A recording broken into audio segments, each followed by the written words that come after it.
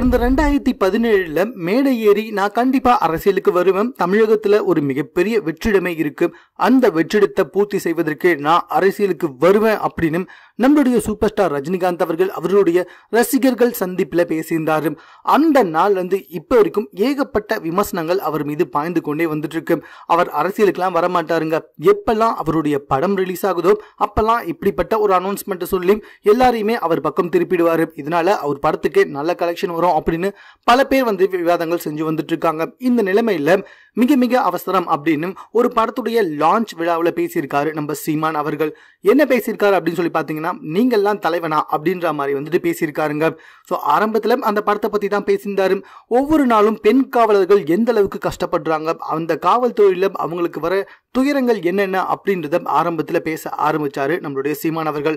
அதாவது இந்த படத்தை பார்த்தா கண்டிப்பா நேர்ல நீங்க ஒரு பெண் காவலரை தாண்டி போறப்ப அவங்கள ஒரு மரியாதையோட நிமிந்து பார்ப்பீங்க, சாதாரணமா அவங்களை தாண்டி போயிட முடியாது அப்படின்னு பேச ஆரம்பிச்சவரு.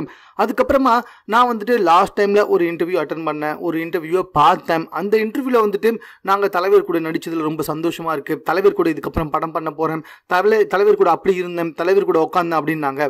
ஸோ ரஜினி தலைவர் கிடையாது, ரஜினி ஒரு நடிகர். நடிகர் எல்லாருமே தலைவனா இருக்க முடியாது. நீ படத்துல தலைவனா நடிக்கலாம், ஆனா நேர்ல நீ ஒரு நடிகர், அவ்வளவுதானே தவிர நீ தலைவர் கிடையாது. தலைவர் நீங்க அப்படின்னு சொல்லிட்டா காமராஜர், காக்கன் போன்றவங்களை என்ன சொல்றது அப்படின்ற மாதிரி டைரக்டாவே ரஜினியை பயங்கரமா திட்ட ஆரம்பிச்சிட்டாரு. ஸோ இதுக்கு தற்போது சமூக வலைதளத்தில் ஏகப்பட்ட விவாதங்கள். இதே வார்த்தையை நீங்க கமலஹாசன் கிட்ட கேட்க முடியுமா அப்படின்னு சொல்லிட்டு பல பேர் கருத்துக்கள் தெரிவித்து வந்துட்டு இருக்காங்க. ஏன்னா நம்மளுடைய சூப்பர் ஸ்டார் ரஜினிகாந்த் மாதிரியே தான் நம்ம கமலஹாசனும் திரையுலகுக்கு வந்தாரு, திரையுலகிலிருந்து அரசியலுக்கு வந்தாரு அப்படின்றது எல்லாருக்கும் தெரிஞ்ச விஷயம் தானே. மேலும் இது போன்ற செய்திகளை உடனுக்குடன் தெரிந்து கொள்வதற்கு எங்க சேனலை சப்ஸ்கிரைப் பண்ணுங்க. இது குறித்த உங்க கருத்துக்கள் எதுவாக இருந்தாலும் எங்களோட ஷேர் பண்ணிக்கோங்க.